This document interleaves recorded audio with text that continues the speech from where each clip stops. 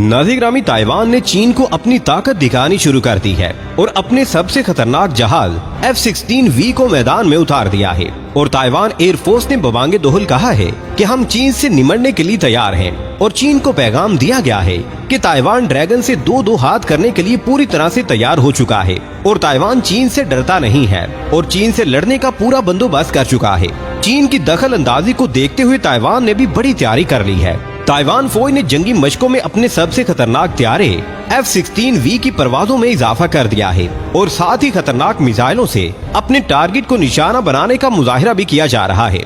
और ताइवान दिन की बजाय रात को जंगी मशकें कर रहा है, जो कि इस बात की अक्कासी कर रही है कि ताइवान चीन पर रात को हमला करने का प्लान बना रहा है, जो कि चीन के लिए इंतहाई खतरनाक साबित हो सकता है। प्यारे दोस्तों, अमेरिका ने भी ताइवान को जंगी हथियार देने शुरू कर दिए हैं।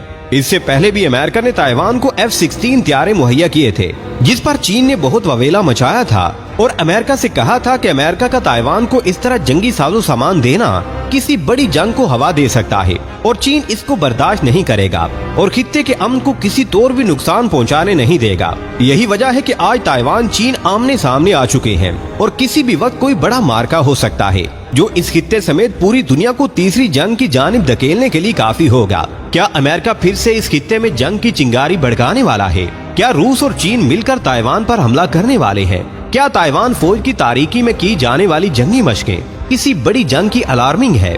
आज की इस वीडियो में हम आपको तमाम हालात से आगाही देने की पूरी कोशिश करेंगे, लेकिन इससे कबल कि हम मजीद इंफॉर्मेशन से आपको आगाही दें, आपसे गुजारिश है कि तमाम हकायत जानने के लिए वीडियो को आखिर तक जरूर देखिएगा, ताकि आप लोग मुकम्मल और जामी मालूमात से मुस्तफीद हो सके। आइए नाज़रीन, चलकर आज के मौजू का आगाज करते हैं। नाज़िर-ग्रामी ताइवान ने कहा है कि चीन जंग से बाज रहे, लेकिन अगर चीन ताइवान पर जंग मुसल्लत करता है तो ताइवान इसका भरपूर और होलनाक जवाब देगा। जिसके बाद चीन ने अपने लड़ाका जहाजों की उड़ान में इजाफा कर दिया है और चीन चाहता है कि ताइवान थोड़ी सी चिंगारी भड़काए, उसके बाद उसे लावा बनाना चीन का काम है और चीन ताइवान पर कब्जा कर लेगा। लेकिन ताइवान भी बहुत चालाक है और इसे मालूम है कि चीन जैसे मुल्क का सामना कैसे करना है। लेकिन इन तमाम हालात को देखा जाए तो ये कहना गलत न होगा कि चीन ताइवान की कशीदगी किसी बड़ी जंग का पेश खेमा साबित हो सकती है। नाज़िर-ग्रामी, अगर देखा जाए तो दुनिया में जहाँ भी कोई जंग होती है या हो रही है, उसके पीछे अमेरिका ही होता है और अमेरिका की पॉलिसी रही है कि मुल्कों को जंग में धकेलकर खुद तमाशा देखता है। जंग छिड़वाने के पीछे इसका मकसद यही होता है कि अपना असलहा बेचकर खूब डॉलर कमाता है। अब भी इसने ताइवान को शह देकर चीन और ताइवान को जंग में धकेलने का घिनौना मंसूबा बना रखा है और चीन ने अमेरिका से कई बार कहा है कि ताइवान और चीन के करीब आने की कोशिश न करना। अगर तुम्हारा कोई बहरी जहाज या जंगी त्यारा ताइवान या चीन की हुदूद में आया तो चीन उसे भून डालेगा। लेकिन चीन के कहने और वार्निंग देने के बावजूद अमेरिकी बहरी बेड़े साउथ चाइना सी के करीब आ गए। चीनी सदर शी ने कहा है कि अमेरिका आग से खेलने की कोशिश कर रहा है, फिर ना कहना कि हमें बताया नहीं गया था। हम ऐसा एक्शन लेंगे कि तुमने ख्वाबों में भी नहीं सोचा होगा। प्यारे दोस्तों, ये आपको किसी फिल्म का डायलॉग ही लगेगा, लेकिन सच में चीनी सदर ने जो बाइडेन को मुखातिब करते हुए ये अल्फाज कहे हैं। वो अलग बात है कि सोशल मीडिया के अलावा किसी ने भी इस खबर को ब्रेक नहीं किया, लेकिन इस तमाम सूरत हाल को देखते हुए चीन ने कई दिन से मशकें शुरू की हुई हैं और अपने मिसाइलों का रुख अमेरिका के एयरक्राफ्ट कैरियर की जानिब कर रखा है। और अहम बात यह है कि चीन ने ताइवान की चारों इतराफ चीनी समंदर में और LAC पर बैक वक्त जंगी मशकें शुरू कर रखी हैं और अमेरिका, ताइवान और भारत को ये कहा जा रहा है कि चीन से पंगा लेने की कोशिश तुम्हारे लिए नुकसानदेह हो सकती है। लेकिन इस वक्त अमेरिका की पूरी कोशिश है कि किसी तरह से भी चीन को जंग में धकेला जाए और अमेरिका चीन पर पाबंदियां लगाकर इसको तरक्की की राह से भटका दे। लेकिन दुनिया अमेरिका से सवाल कर रही है कि जो तुमने दुनिया में जंग करने की पॉलिसी बना रखी है, क्या तुमने कभी अपने मुल्क में भी जंग की है?